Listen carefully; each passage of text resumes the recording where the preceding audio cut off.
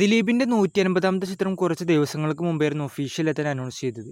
Bindo Joseph സംവിധാനം ചെയ്യുന്ന ഈ സിനിമയ്ക്ക് ഷാരിസ് മുഹമ്മദാണ് കഥയൊരുക്കുന്നത്. ഇപ്പോഴത്തെ ഈ സിനിമ ഒരു ഫാമിലി എൻ്റർടൈൻമെൻറ്റ് സിനിമയായിരിക്കുമെന്നാണ് അറിയാൻ കഴിയുന്നത്. കൂടാതെ തന്നെ ദിലീപിനെ കൂടാതെ തന്നെ ഈ സിനിമയിൽ ധ്യാൻ ശ്രീനിവാസൻ, സിദ്ദിഖ്, ബിന്ദു പണിക്കർ, മഞ്ജു പിള്ള എന്നീ വൻ താരനിര ഉണ്ടാകുമെന്നാണ് ഇപ്പോൾ അറിയാൻ കഴിയുന്നത്. കമൽഹാസൻ്റെ അടുത്തതായി റിലീസിൻ്റെ എത്തുന്ന ഒരു ചിത്രമാണല്ലോ ഇന്ത്യൻ 2 എന്ന ചിത്രം. സിനിമയുടെ ഒരു റിലീസിൻ്റെ ഒരു അപ്ഡേറ്റ് ഇപ്പോൾ പുറത്തുവന്നിട്ടുണ്ട്.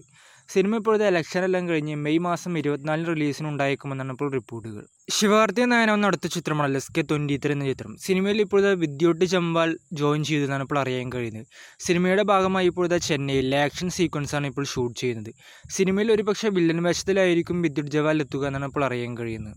ലുക്മാനും ധ്യാൻ ശ്രീനിവാസനും ഒന്നിക്കുന്നൊരു ചിത്രം വരുന്നു. സിനിമ സംവിധാനം ചെയ്യുന്നത് കഠിന കടോരമി അണ്ടകടാഹം എന്ന സിനിമയുടെ സംവിധായകനായ മൊഹാഷിനും കൂടിയാണ്. സിനിമയ്ക്ക് കഥയെല്ലാം ഒരുക്കുന്നത് ഉണ്ട പുഴു എന്ന സിനിമയുടെ റൈറ്ററായ ഹർഷാദും കൂടിയാണ്. സിനിമ ഒരു ഫാമിലി എൻ്റർടൈനർ സിനിമയായിരിക്കുമെന്നാണ് അറിയാൻ കഴിയുന്നത്. ഷാറൂഖ് എന്ന നായകനാവുന്ന അടുത്ത ചിത്രമാണല്ലോ പത്താൻ സിനിമയുടെ 2ാം ഭാഗം. ഇപ്പോഴത്തെ ഈ സിനിമ സംവിധാനം ചെയ്യുക തമിഴിൽ നിന്നൊരു സംവിധായകനായിരിക്കുമെന്നാണ് അറിയാൻ കഴിയുന്നത്. സിനിമയുടെ ഭാഗമായി ഡിസ്കഷൻ വർക്കുകളെല്ലാം ഇപ്പോൾ നടക്കുന്നു എന്നാണ് ഇപ്പോൾ റിപ്പോർട്ടുകൾ. മോഹൻലാൽ നായകനാവുന്ന എമ്പുരാൻ സിനിമയുടെ ചെന്നൈ ഷെഡ്യൂൾ ഇപ്പോൾ April 8 ആരംഭിക്കുന്ന റിപ്പോർട്ടുകൾ. അതിനുശേഷമായിരിക്കും തരുൺമൂർത്തി സംവിധാനം ചെയ്യുന്ന സിനിമയിലേക്ക് മോഹൻലാൽ വരിക. ചിയാൻ വിക്രമിനെ നായകനാക്കി മഞ്ഞുമൽ ബോയ്സ് എന്ന സിനിമയുടെ സംവിധായകനായ ചിദംബരത്തിൻ്റെ ഒരു ചിത്രം വരുന്നതായ റിപ്പോർട്ടുകൾ.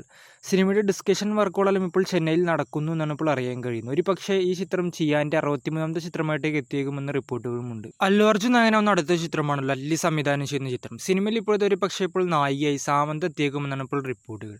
സിനിമയുടെ ഷൂട്ടെല്ലാം ഒക്ടോബറിലായിരിക്കും ആരംഭിക്കുക. സിനിമയുടെ ഒരു ഒഫീഷ്യൽ അനൗൺസ്മെൻറ്റ് അല്ലു അർജുൻ്റെ ബർത്ത്ഡേ സ്പെഷ്യലായി ഏപ്രിൽ മാസം തന്നെ ചിലപ്പോൾ പ്രതീക്ഷിക്കാം. വിജയ് സേതുപതിയെ നായകനാക്കി അറ്റ്ലി പ്രൊഡ്യൂസ് ചെയ്യുന്ന ഒരു ചിത്രം വരുന്നു. സിനിമ സംവിധാനം ചെയ്യുന്നത് നടുവിലെ കൊഞ്ചം പക്കത്ത് കാണുമെന്ന സിനിമ സംവിധാനം ചെയ്ത ബാലാജി തരണീധരനും കൂടിയാണ്. രജനി നായകനെന്ന അടുത്ത ചിത്രമാണല്ലോ തലൈവർ 171 എന്ന ചിത്രം.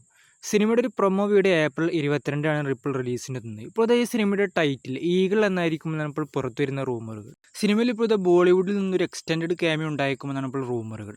അത് രൺബീർ സിംഗ് ആയിരിക്കുമെന്നാണ് ഇപ്പോൾ അറിയാൻ കഴിയുന്നത്. ഫഹദ് ഫാസിൽ നായകനാവുന്ന ചിത്രമാണല്ലോ ആവേശം. സിനിമയുടെ സെൻസറും ഇപ്പോൾ കംപ്ലീറ്റ് ആയിരിക്കുകയാണ്. UA സർട്ടിഫിക്കറ്റ് ലഭിച്ചിരിക്കുന്ന ഈ സിനിമയുടെ ദൈർഘ്യം എന്ന് പറയുന്നത് 2 മണിക്കൂർ 37 മിനിറ്റും കൂടിയാണ്.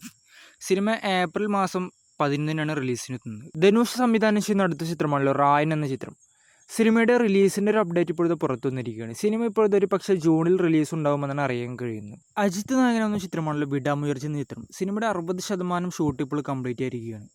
സിനിമയുടെ റിലീസെല്ലാം ഇപ്പോഴത്തെ ഒക്ടോബറിലായിരിക്കുമെന്നാണ് അറിയാൻ കഴിയുന്നത്. സിനിമയുടെ അവസാന ഷെഡ്യൂൾ ഈ മാസം തന്നെ ആരംഭിക്കും. ഒരു പക്ഷേ അജിത്തിൻ്റെ ബർത്ത്ഡേ സ്പെഷ്യലായി മെയ് 1 ഈ സിനിമയുടെ ഫസ്റ്റ് ലുക്കെല്ലാം പ്രതീക്ഷിക്കാം.